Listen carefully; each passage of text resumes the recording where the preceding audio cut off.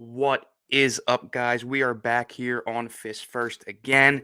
Like I said in my last show, I am so excited to get back releasing content at least twice a week again. But unfortunately, we don't have a fight night this weekend coming up, but we still got a show to put on. So let's break everything down, all the news, some ranking updates. It's all going to come in 30 seconds, guys. Stay tuned.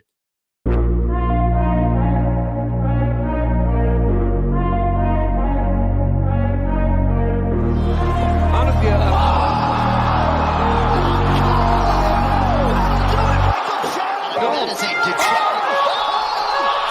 which is fun, but you got to be ready for that. But it's no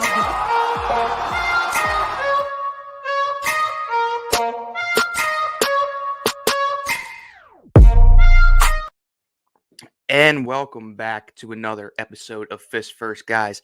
As always, I'm your host, Steve, and we are streaming here on DSM Media's YouTube, Twitter, and Facebook. Guys, please do not forget to hit that like, follow, subscribe button, whatever platform you're on. That would be much appreciated. Now, after a bad end to 2022, like I said, we start 2023 off fresh. We started with a couple bangers. And here we are again, a weekend without a fight night. But for the wrestling fans out there, we do have the Royal Rumble. We do have Power Slap on TBS tonight. So we got a little bit of extra juice to hold us over. And nonetheless, the UFC news continues to go on. We got some fight announcements. Obviously, it is Wednesday. We got some ranking updates to go over. And we're going to start it off first with probably my favorite news of the week, my favorite piece of news of the last few days. All you Conor McGregor fans out there, I'm sure you're going to disagree with this. I think this piece of news is absolutely hysterical. I think Conor McGregor is officially on roids because I think we got introduced to Roid Rage McGregor. Now, there was an incident with Conor that happened about a half a year ago now, about 6-7 months ago, July 14th, 2022. I believe McGregor was celebrating, having a little birthday party on his yacht. He runs into an old neighborhood friend before the party, this was a female, invites her on the yacht, invites her to his VIP section. They party all night. An old female friend, an old neighborhood friend. Now, allegedly, after the night was coming to an end, the sun started to come up. Conor McGregor's been drinking all night, I'm sure. He's wasted. He's on roids. That's not a good mix. Now in steps Roid Rage McGregor. Now, allegedly, McGregor insulted his old female friend, kicked her in the stomach, punched her in the face. She fell over. He got on top of her, screaming at the top of his lungs, "I'm going to drown you." This caused this female friend to jump off the yacht and got rescued by a boat crew.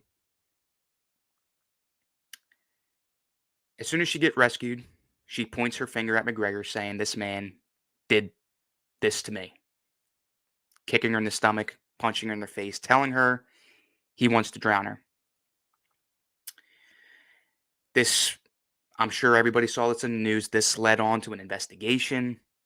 After the investigation started to dwindle down, and this is because she later came out and said that it wasn't McGregor, it was somebody else, and she just wanted to go home. Now, see, I want to know how much Conor McGregor paid her to say that, or Conor McGregor's team, lawyers, personal representatives of his paid her to say it was not McGregor, because I don't believe this for a second that he didn't do this.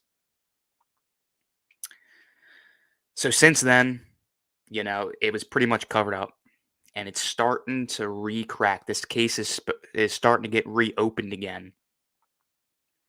And man, do I hope McGregor faces some serious backlash for this. Because I do believe he did this. This sounds like something McGregor does, right? We've seen this by McGregor before. We've seen him throw like barriers at people. I forget the technical term of it or the real term of it, but He threw the metal grate at the bus of Khabib's team. Like this is something that we see. And now that I truly do believe he's on roids, this is Roid Rage McGregor.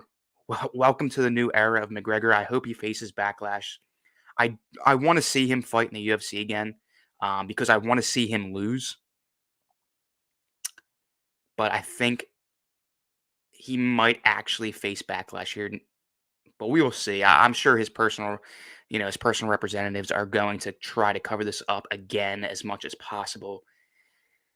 But that is what's going on in the McGregor realm, and I find it absolutely hysterical. Now to move on to more active fighters, Alex Pereira, getting newly coached by the new retiree Glover Teixeira, has announced that he's eyeing a May return, early summer. And he said he's either eyeing an Izzy rematch, and if Izzy doesn't want that immediate title shot, that immediate rematch, he's looking at Rob Whittaker. And this kind of leads me to two questions almost, one for each side of that. If Izzy doesn't take this rematch, I feel like he has to lose respect. I feel like he does. Because to be honest, I don't think Izzy lose. I'm not a big Adesanya fan, but I don't think Adesanya loses a second time to Pereira. I don't. I think Pereira wants to move up to light heavyweight. I think he's got his mind focused on that. And I think his body taking another fight at middleweight isn't going to bode well for him. So if I'm Adesanya, I'm taking this rematch. And if you don't, I lose respect for you. I do. Now, if he doesn't take this rematch, it's looking like Robert Whittaker's going to step in. And like I said with Pereira, cutting that body weight down to middleweight, I think whoever fights Pereira next is going to be the champ. And if Whittaker steps in, he's going to reclaim that belt. We will see what is next for Pereira. Like I said, I think he's eyeing that light heavyweight belt. But he's going to have to defend the middleweight one more time. And it's either going to be Adesanya or Whittaker. We're looking at a May date, early summer. So we will see if hopefully we get news soon, if it's going to be Izzy or Whittaker. Now, a couple fight announcements. The Philly boy, Joe Pyfer's back in action April 8th, taking on Gerald Mercerart. Again, that's April 8th. And I think this is going to be, obviously I'll cover this more as it comes closer, but I think you could see another quick fight for Joe Pyfer. Keep letting Joe Pyfer build up that resume. I think Pyfer's going to outmatch Gerald with his power. Sorry. I can't wait for this fight. I can't wait to see the Philly boy come back. I can't wait to see Pyfer back in action. He's my new favorite up-and-comer. April 8th, guys. Mark the date. The Philly boy Joe Pyfer is back. Another fight that I just actually saw a couple minutes ago. Also April 8th. UFC is eyeing Cejudo, Aljamain Sterling, bantamweight belt for April 8th. And to be honest, I'm kind of shocked. I would be shocked if this fight actually happens April 8th. I don't think Aljo wants to smoke that quick. I don't. He suffered an injury. I think Aljamain Sterling's a fake champ. I think he's a coward. I'm not a Cejudo hater. I'm not his biggest fan though. I'm iffy about him. I don't mind him. Don't hate him. Don't love him. Cejudo hasn't fought in 3 years. I feel like Cejudo dominates Aljo if that happens. And if Aljo wins that fight, hey, maybe I'll change my mind. But that bantamweight belt fight is looking at an April 8th date. So that is definitely another fight to mark on your calendars. That's another pay-per-view event to mark on your calendars. Guys, we are looking pretty stacked pay-per-view wise in the next coming months. Got a lot of great pay-per-views coming up. Continuing on in April, April 15th bout has been announced. Darren Till taking Gregory RoboCop Rodriguez in. And Rodriguez is taking no time off, man. He just got knocked out this past weekend. He's taking no time off. He's right back to training. He's going to get right back in the octagon April 15th against Darren Till. This fight's going to be a banger. It's going to be bloody. And this is a meaningful fight for Darren Till. I feel like Darren Till's career is kind of on the line with this fight. People want to tell me that Duplessis fight with Till was close. No. No. That fight was dominated. Don't get it twisted. Darren Till has lost his mojo. And Darren Till needs to find that mojo back. And that's exactly what he has to do against Gregory Rodriguez. It's exactly what he has to do. And I think he will. Like I said, I'm going to cover these fights more, but as of now, I'm sticking to Darren Till. I like this fight a lot. I think this is a fight that the UFC kind of gifted Till. And we will see on April 15th if he can claim his mojo back.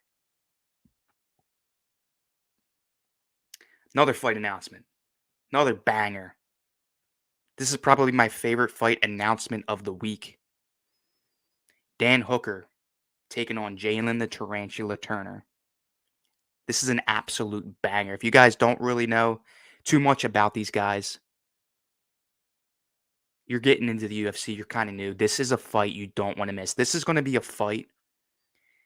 As UFC fans, this is going to be a fight that you're going to want to show your buddies who doesn't really watch the UFC. We want to talk about two guys throwing hands. This is going to be a banger. This is going to be a clash. It's going to be a war. The Hangman Hooker. The Hangman versus the Tarantula. And this is a meaningful fight for both of these guys. It's an absolutely meaningful fight. Dan Hooker looking to string some wins together after falling off a bit. Looking to crack into that top 10.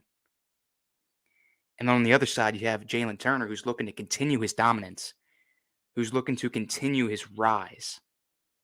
And not have it cut short. And the beautiful... I thank the UFC matchmakers for this fight. I really do. This is the fight that I feel like a lot of UFC fans really wanted to see. I cannot wait for this fight. Now, we had some UFC fight announcements. We had Royd Rage McGregor. Joey Pfeiffer coming back. So let's take a look. Let's take a look at some of these updated rankings. And to be honest, we don't really have a whole lot of movement here. But there are a couple things that strike me and really catch my eye. So let's take a look here. And the first thing here is the pound for pound, the men's pound for pound. And I get it. I get it, right? Jamal Hill is your light heavyweight champion. All right, he's a champion, so I guess realistically you're going to have him ranked over non-champions. I don't like it. I don't like Jamal Hill at 13 pound for pound. I don't. Look at the two guys under him. Davison Figueiredo, who's been a champ for years. I know he just lost, and he's probably out of that flyweight division. That's disrespect. That's disrespect for Figueiredo. That's disrespect for Whitaker, who's been a champion before.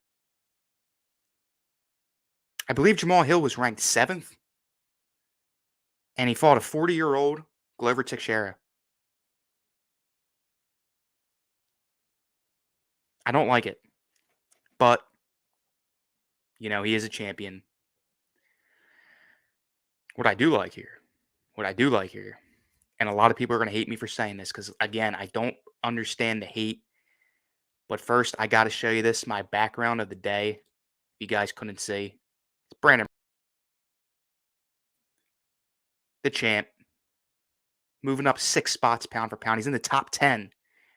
UFC men's pound for pound. He's in the top 10, sitting at number 9. I love it. I love it.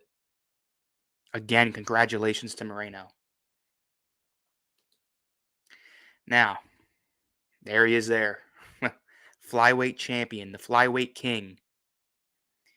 Davison Figueiredo moving down 1, obviously. We might not even see him in the flyweight rankings for much longer once he gets that first fight in bantamweight. Obviously, not a whole lot of movement up top here. And here's my favorite piece of movement here in the flyweight is Muhammad Makayev moving up to 12. This kid's rise is going to be fun to watch. I really do believe this kid's cracking into the top 10. He might even crack into the top 5 by the end of this year. Great fighter to watch. He's moving up to number 12.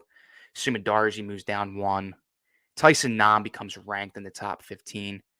Some fun movement there in the flyweight division. And then we get a little stagnant, right? We got the bantamweight. You're not going to see a whole lot of movement here. Got a lot of bantamweight fights coming up. Same with the featherweight. Obviously, after this February pay-per-view, you're going to see a lot of movement there. Same thing with lightweight. After February, you might... Hey, here's another thing. I can't wait for this February card because in this lightweight, you could see little Volkanovski's face there as your lightweight champion. Man, would I love that.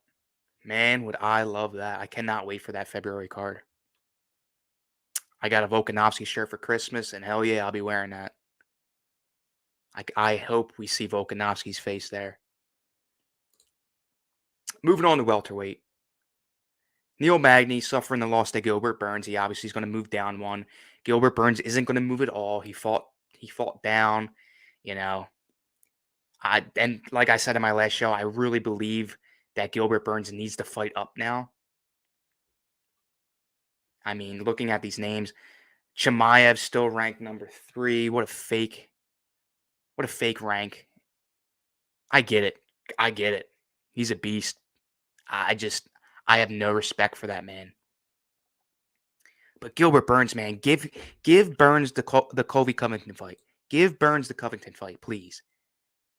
He needs it. He deserves it. This guy deserves to fight back up. Middleweight. No movement. Obviously, you got the Darren Till fight that was announced. Chris Curtis and Kelvin Gastelum fight that was announced. So you got some movement coming up there.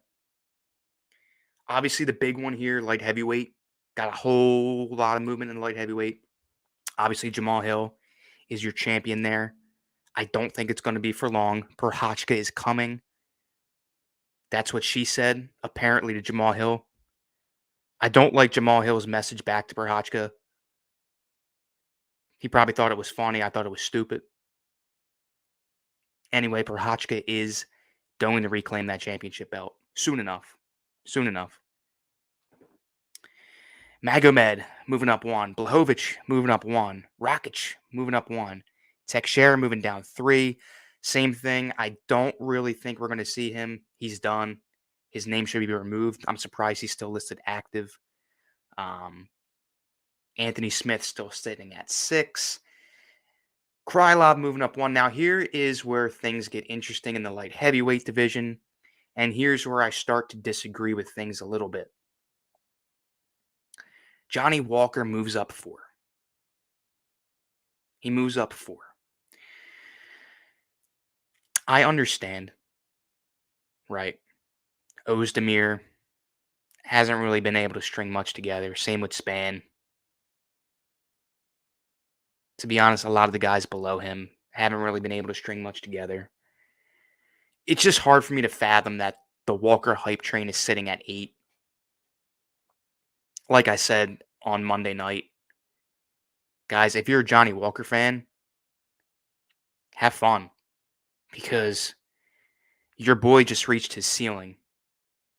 See that number 8 next to his name? He ain't going higher than that. 8 is his absolute ceiling. Let's take a look here. You got to figure Johnny Walker's going to start fighting up. He fought Paul Craig. He's going to start fighting up now. More up. We're talking top 5 up. Because in my opinion, Glover Teixeira isn't on this list. So I'm looking at Anthony Smith sitting at number 5. Anthony Smith also said that he's going to have some fight news coming shortly. Hey, maybe it's Johnny Walker, right? He's probably good to go. If we see that, Johnny Walker versus, you know what? If we see any of these fights here, Johnny Walker, Anthony Smith, Johnny Walker, Alexander Rakic, Johnny Walker, Blachowicz, Johnny Walker, Magomed Ankalaev, he's not beating any of these guys. Johnny Walker's not beating any of those guys. So for you all aboard the hype train, you can have fun sitting at station number 8 because you ain't going anywhere else. Johnny Walker, number 8. Biggest movement other than Jamal Hill, obviously, in that light heavyweight division. Now, heavyweight, the big boys, it's vacated. It's updated, it's vacated, and Ngannou's not sitting on top of there. Only movement here, and to be honest, probably my favorite movement, Jailton Almeida, cracking in the top 14. This guy is an absolute beast. He is a freak of a heavyweight contender. A freak of a heavyweight contender, in my opinion. This is a guy that you're going to see crack into the top 10 in these next couple months. Man, looking at these names here on top of him, trying to think of who his next opponent may be. It's tough because there's a lot of guys here that I think he runs through. From 10 down, from 10 to 13, Tybura, Daukaus, Spivak, Romanov. He runs through those guys. Maybe Rosenstrike. Put against the guy that has ridiculous power. Put him up against the guy who can knock him out with one punch. Maybe. We'll see if his ground game can come into play there against the power guy. I still think he beats Rosenstrike if he doesn't slip up. So yeah, Jailton Almeida getting ranked. He's going to crack into the top 10 soon. He's a guy to watch.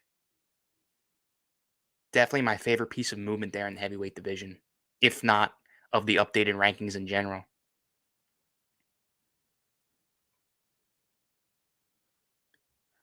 I'm going to move past the women's pound for pound.